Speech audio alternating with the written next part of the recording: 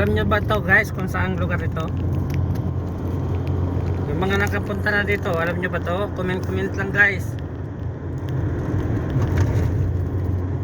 Maganda dito guys. Ayan, puro disyokan. Bundok-bundok din yung dinadaanan natin. Saka yung mga farm. Pupunta kami guys sa farm ni Ben Salman. Ayan, kasama ko yung boss ko ba guys. Sa unahan, dalawa kami. Kumboy kami dalawa.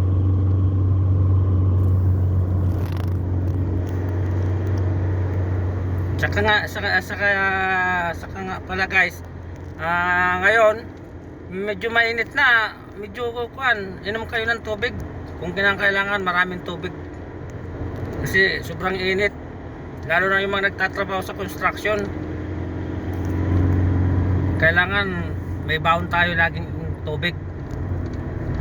Mahirap na. Yung kasama namin guys na stroke siya. Ngayon yun, maigi, pinawi na ng company namin sa Pilipinas. Kaso hindi na makakabalik kawawa naman. Mga tulad natin guys na OFW dito sa Saudi, kailangan natin, dahil siyempre sobrang init, kailangan natin uminom ng tubig. Kailangan may baon tayong tubig.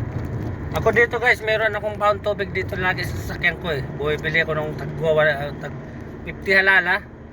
Magkano lang naman yung guys? Binibili ko sa OTM 7 real lang.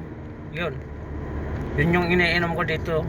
Pag sa maghapon ako noon, nakaka-6 kasi 50 halala lang naman yan Yun yung iniinom ko maghapon.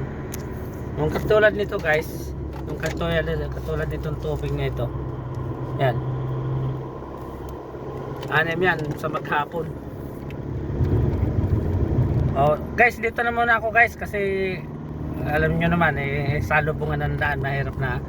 Nagdadrive ako, mamaya kung ano pang mangyari sa akin. Sige guys, salamat sa inyo guys.